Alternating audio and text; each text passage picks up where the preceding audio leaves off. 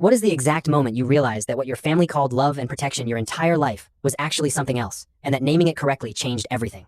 My parents were strict, not dramatically strict, not the kind of strict that shows up on the outside and makes teachers ask questions.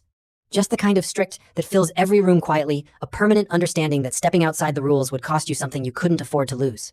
I was a good kid because I had learned very young that being otherwise was more expensive than I wanted to pay. But I was 19 before I understood the difference between a parent who protects you and a parent who monitors you, and I only understood it because of an app I found buried on my phone on a Tuesday evening in February.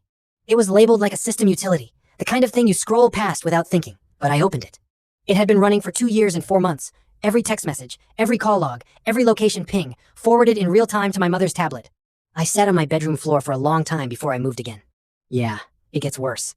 I checked the laptop next. Same app, different version. They had a folder on the family desktop password protected with the same password my dad has used for everything since I was 11. Inside were screenshots, printed, organized by month and year. 4 years of my private conversations, filed like evidence in a court case. But it wasn't the folder that broke me, it was the video call logs. Every Sunday evening they had been reviewing my messages with my grandmother overseas, together, on a schedule, like a weekly meeting. Therefore I understood, finally and completely, that this was not a mistake, it was a system, and it had been running the entire time I thought I had a private life. I don't scream. I don't confront them that night or any night that follows. But I make a decision. Not an emotional one, a methodical one.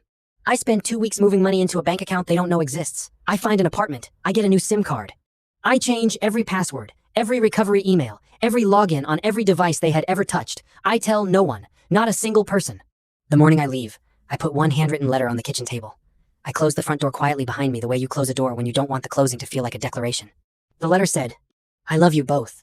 But somewhere inside all the protecting, you forgot to leave room for me to exist. I'm going to go find out who I am when nobody is watching.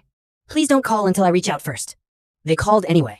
Every day for 3 months. I didn't pick up once. When I finally did, it was the most honest conversation our family had ever had. We're still working on it. That's the truest thing I can tell you.